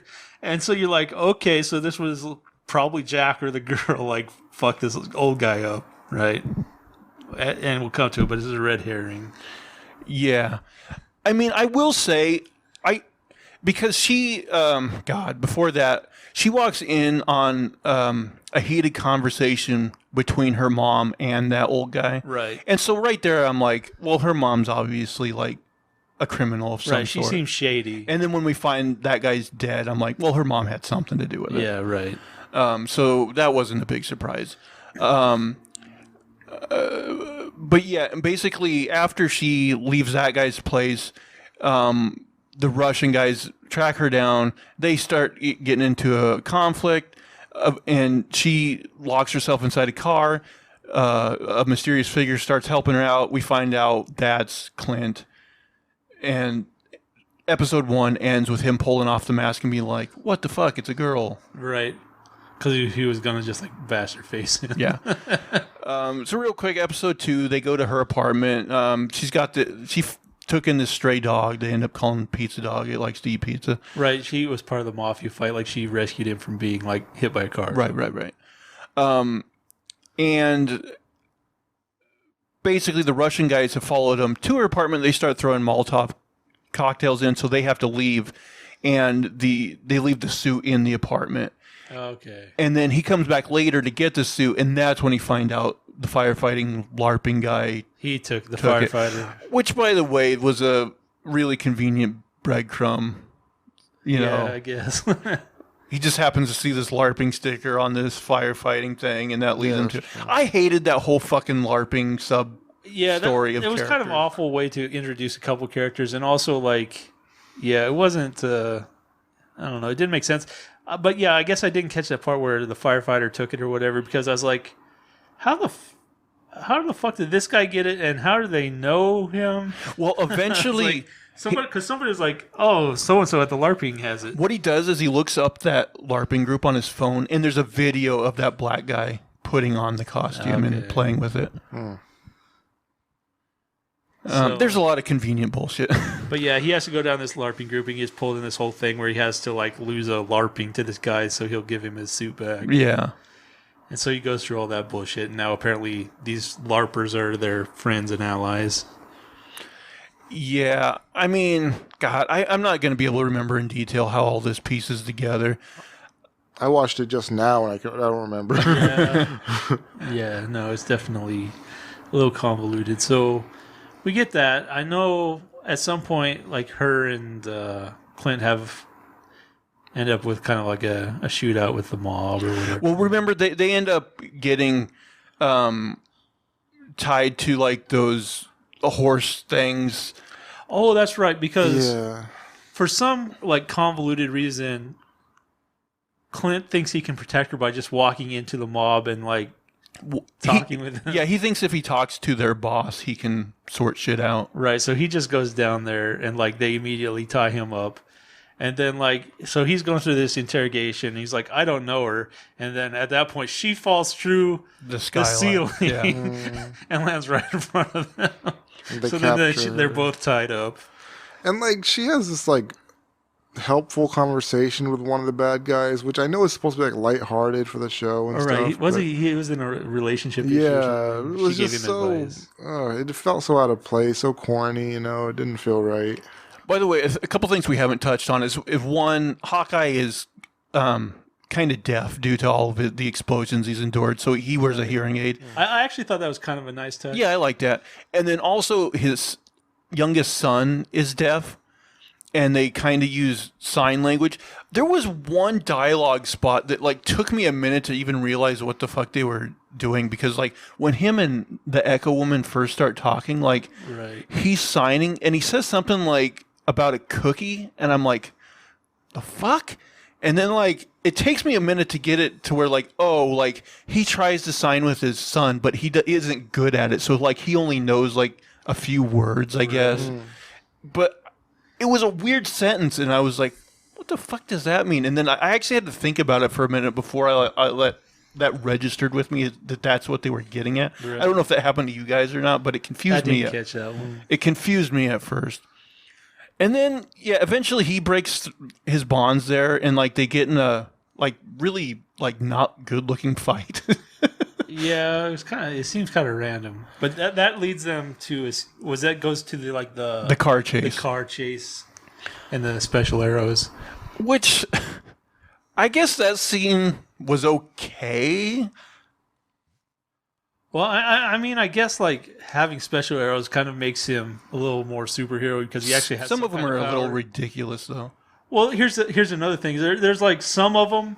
Like he shoots and it incapacitates one person. I was like, oh, that seems like something an arrow could do. Yeah, he could just shoot them with that thing. Yeah. He could have just used an arrow. But that Pym arrow was insane. Like I thought that was over the top even. Which one? The one that like got huge when he shot it. Oh yeah, he's like shoot one up in the air, and then he shoots it with the Pym arrow, and it becomes big, and then it like comes down and like breaks their car like in half or whatever, you know, just smashes it. Right. It was very impressive that she shot that into the air, and it came all the way back down on a moving target. Like it was just so wow. A lot of ridiculous shit in this show that doesn't make sense. I remember after that, like, they like take the subway like back to the. So I'm gonna hit like what I was talking about earlier. Is like. So Spider-Man has kind of a special suit from Stark. Stark has like dozens of Iron Man suits, and like he must hate Clint as much as I do. He's like, take your fucking arrows. He couldn't even just like give him a loaner, you know? Like, here, borrow this. I feel bad. Somebody's gonna kill you. I mean, we do find out though he's got, because you remember they showed some of his special arrows say Stark on him, so he apparently Right, does have one like of his arrows did say Stark. he apparently does have some arrows. But yeah, Tony. Because he had the one that made it bigger. He also had like an Ant-Man one. Maybe those were both Ant-Man ones, because bigger and a little smaller. But the suit would get in the way of him shooting his little bow and arrow. Well, apparently he's good with a sword. Yeah. Because he didn't need it when he was Ronin. He might be better with the sword, actually. Well, there was like one fight scene, and you know how they're like, it's kind of like the Batman thing where like this man gets grabbed, this man gets grabbed, this man. It's like he's like instantly teleporting from here to here to here to here to pull off these little hits he's doing. It's like, this doesn't make sense. It's too chaotic. God, I don't even remember the sequence of things, but eventually, like, they find Echo's apartment, and like they end up getting in a fight on a rooftop with Echo and Yelena. She comes in. Like, she just kind of shows up at the end randomly, and you're like, what the fuck was that? Yeah, so she's fighting everybody, and Echo's fighting everybody. Like, they're all just, it's a free-for-all. Another thing I don't really get. So first of all, like, if you didn't watch the Black Widow movie, like, you have no reference of Yelena and her thing. I think briefly, like, I knew who she was, but not any real details. They briefly touch on it. But there's some things that confuse me, because skipping to the last episode, like, Kate tells her mom, like, you hired a Black Widow to kill Clint, and she basically acknowledges that that's true. But the reason that confuses me is because the post-credit scene of Black Widow is Julia Louis-Dreyfus's character basically sending Yelena to Hawkeye. So I'm like, how does that all work together? Yeah, I didn't understand how that ties together. That might be like a communication And also, issue. the Black Widow she's not usually portrayed just as like a hitman, right? She's usually working for like a agency.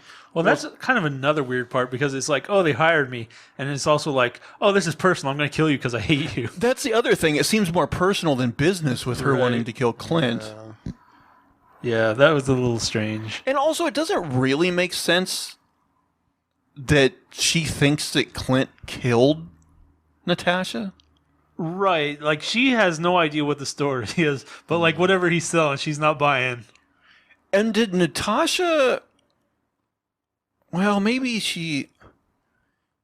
I mean, I saw Black Widow once and I liked it, but I don't think they referenced Hawk. I would have just thought that they would have, off screen had a conversation about how Clint was her friend, Yeah, I don't know. But maybe I'm wrong. This is skipping forward, but so like end of they reference a couple times. There's some head honcho that controls the Russian Right, a mob. couple hints. The big guy. Right, the big guy. And at the end of episode 5, we see a still photo that Yelena takes of Kate's mom talking to D'Onofrio as the Kingpin. Right. And I'm like, finally, this show's heating up. It's getting a little exciting, right? This is one of the reasons I hated the season finale so much, is they kind of ruined the Kingpin for me. Because what I liked about Kingpin in the Daredevil show was like he was intimidating, not because he would fight if he was in a corner. Yeah, he could fight. But the reason he was intimidating was because of like his mind and like his strategy and his like the way he was ruthless and would, he was scary in that way. he had a definitely presence. Yes. And I mean, first of all, like, not only does he fight a lot in this, like, towards the end, he's got to be a metahuman, right? Right. It's ridiculous. Because What first, he goes he through. rips off a car door with his bare hands. He gets hit by a car. It doesn't faze him. Right. He pretty much gets straight up from being hit by a car. He eventually, after fighting with Kate, gets fucking blown up with an explosive. Yeah, like a stick of dynamite. Yeah. It's like ridiculous. So he's got to be a metahuman. Eventually, we'll just skip to it. Echo apparently shoots him, but I'm sure Yeah, that's off screen. it's off screen, and so I mean, well, they did him so dirty. Maybe they did just kill him. Maybe it would be better, but yeah, I'm sure he's going to pop up. Yeah, I hope not. Well, they announced. That's another thing is before this show was even done, they announced that they're going to do an Echo series, Right. And like, I'm not super intrigued by her character. Not at all. Like, I'm sure I'll watch it, but yeah, this did not make me like, oh God, I gotta see an Echo show. Right. And at some point, she'd had a interaction with Clint where he was like, your boss, I think we talked about this briefly, but her boss had told him the info on the clan. So Yeah. essentially it was Kingpin's orders that got her dad killed. Yeah. So like they have that big fight, and he's like convincing her during the fight, like they're manipulating you and this and that. Yeah. One thing you mentioned earlier, and I think you might be right, but they never really spelled it out. But it doesn't really make sense to me, is so like Kingpin was definitely planning on killing Echo's dad.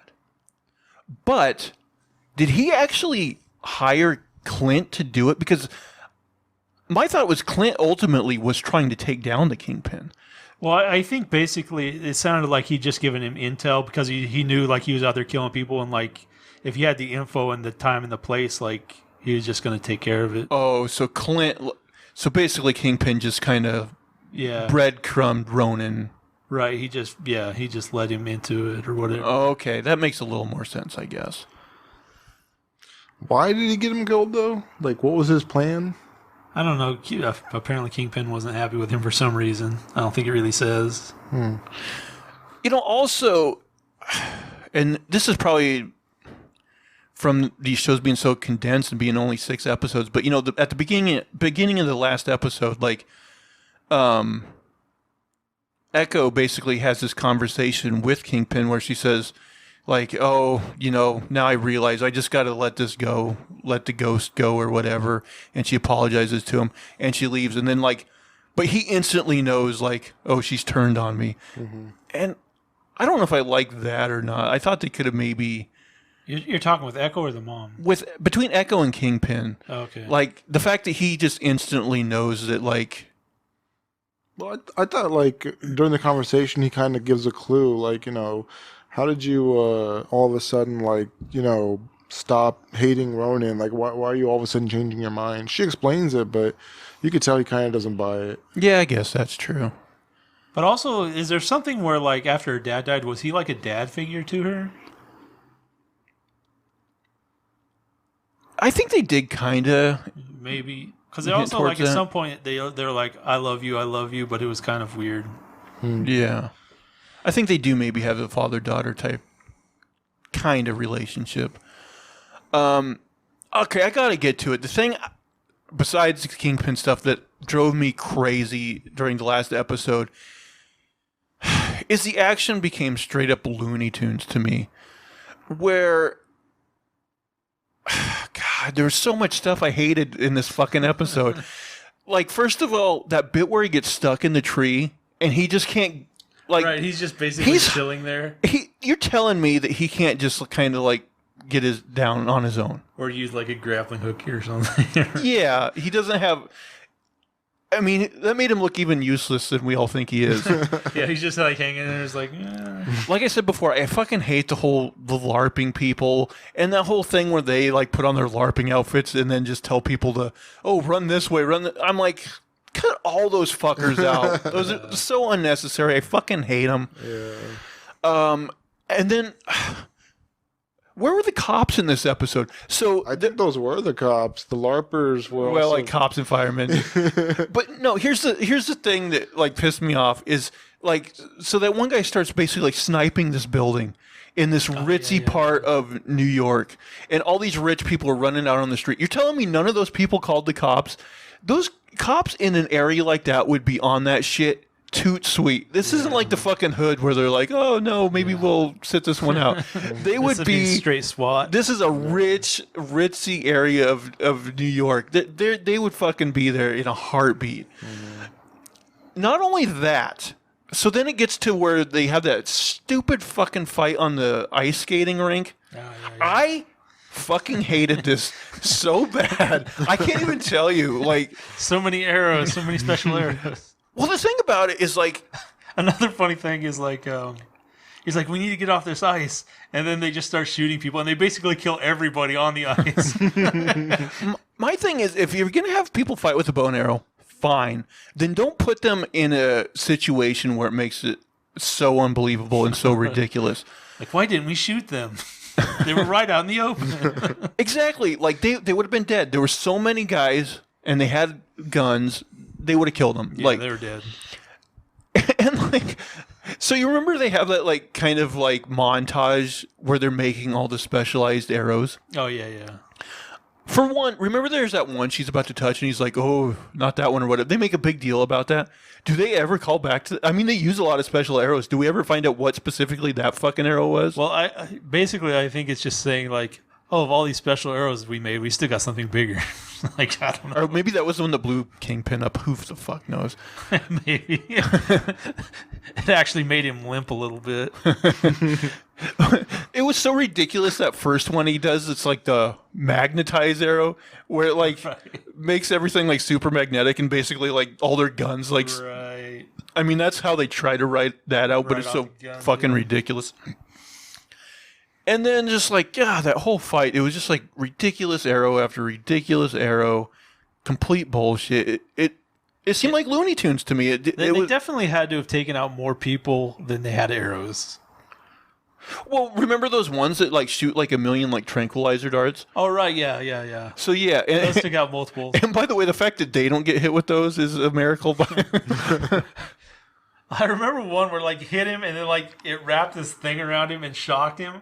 I was like, that's one of the ones where I was like, that you could have just used an arrow on that guy. And I remember him hitting somebody with something that I'm like, yeah, I think that guy's dead. But I don't remember. Well, that's the thing. They never show any blood because, you know, it's the Disney property. Or Right, whatever. right. But like at one point there was one guy like laying in the ice and he had like an arrow sticking straight out of his face. I was like, that bitch is dead. One of them like just like shot out like orange mustard gas or something. And, like, He had a couple gas ones. yeah, it was just ridiculous. And then, so when he's in the Christmas tree, he sees a fucking owl.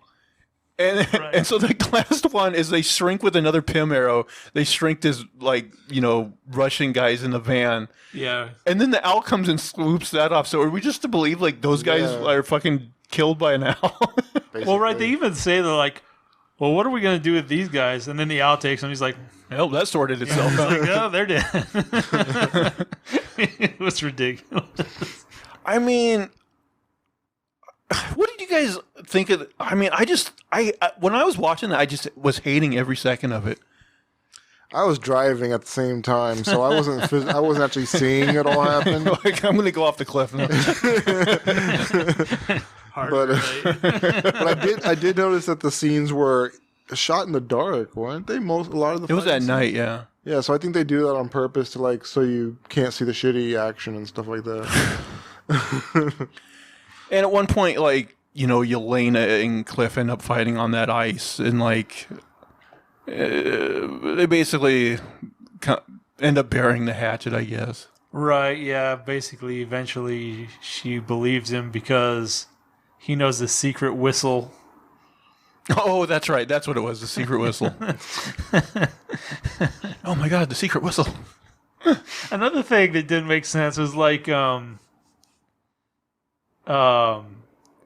basically, the girl's mom, like, she killed the old guy or whatever, and like she framed the son, and they're like, they took him to prison, and then like he's back like a scene later, he's like, oh, they, you know, I told you the evidence would exonerate me or whatever the fuck it was, and like he was basically in prison, straight back out, and he's fighting everybody with a sword. Oh, I hated that bullshit too. And that's another thing. And the cops, once again, never show up. There's all this stabbing and bullshit going on and shooting of guns. And it was just ridiculous. Like, you couldn't believe that people weren't getting killed. You couldn't believe that the cops wouldn't have been there. Or even like another Avenger or something. Yeah. Yeah. I mean, just... Yeah, it was ridiculous. It was a mess. I hated it. I hated that last episode. Like, up until then, I just thought the show was bland. That last episode made me hate it. Also, doesn't that show take place in New York? Yeah. So then Spider-Man should have like noticed some of that shit going down too, right?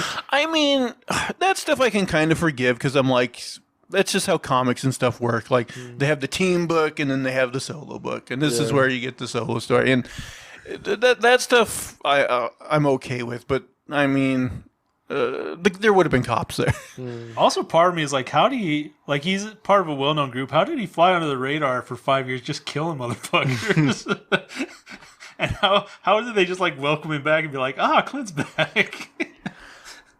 Well, I mean, because his identity is not really ever exposed. Like, Natasha knows. He just flies under the radar. Maybe some of the other Avengers know and let it go, but, you know, the world at large, of course, doesn't know, so. I don't know.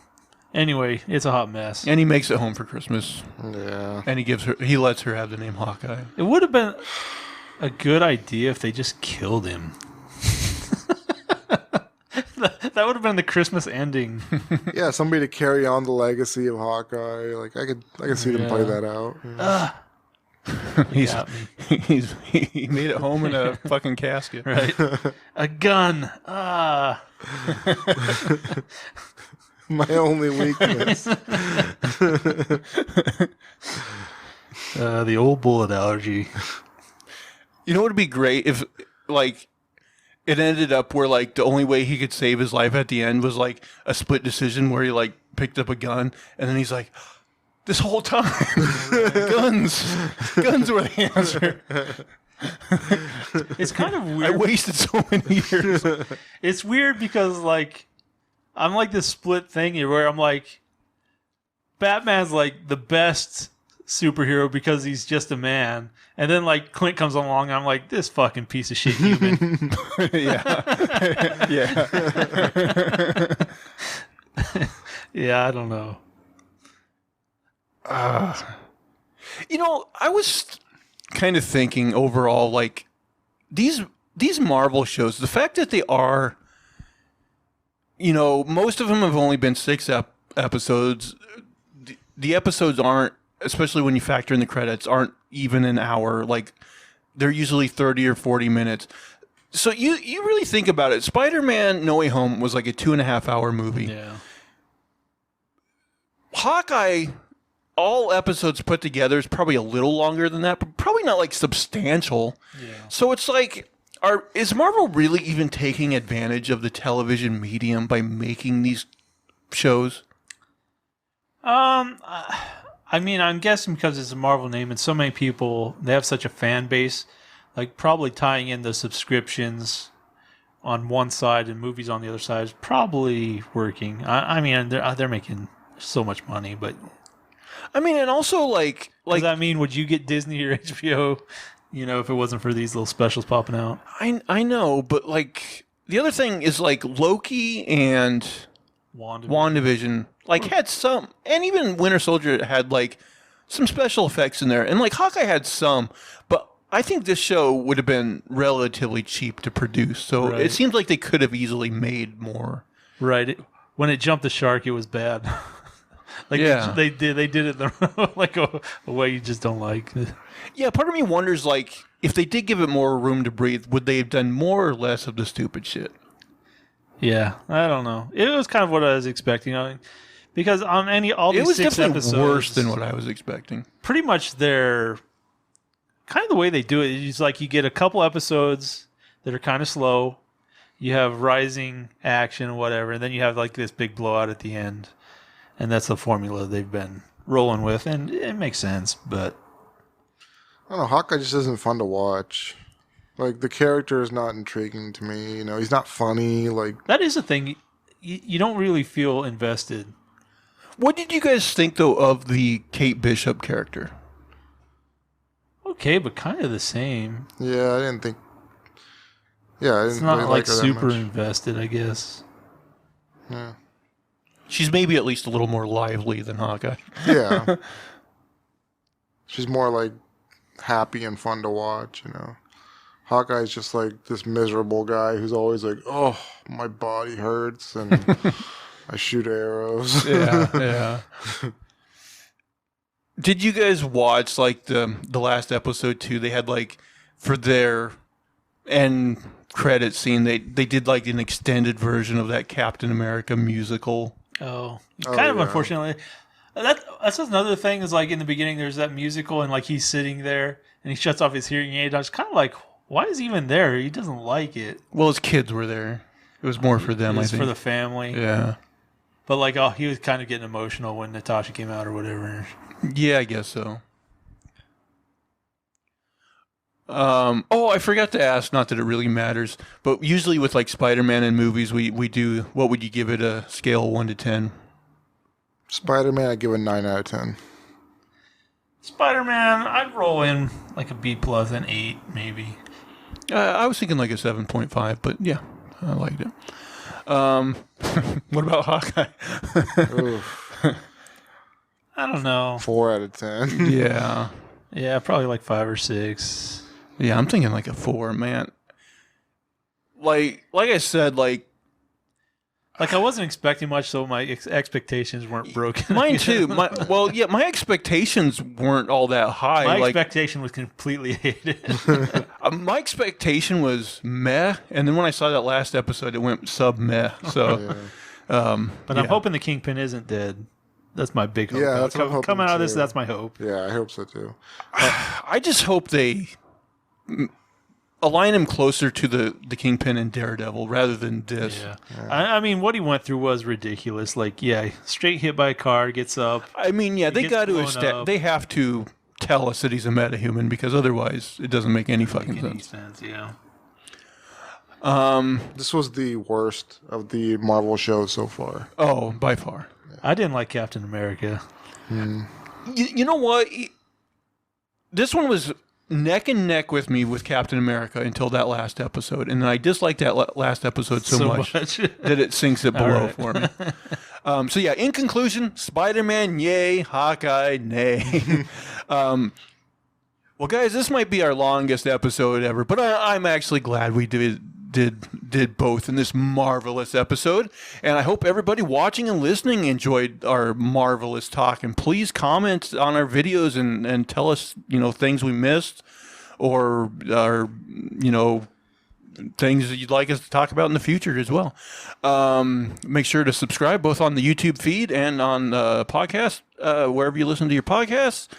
And interact with us and talk to us on social media, specifically on Twitter. Guys, where can people find you on Twitter? I am at a name for this too, and that's number 2. At unsolicited SUG. And you can, of course, find me at Zach Jones Live. That's going to be ZachJonesLive. And that is going to do it for all of our shenanigans and poppycock this week. Please, please, please tune in again next week. Bye, guys. Take care. Have a good one.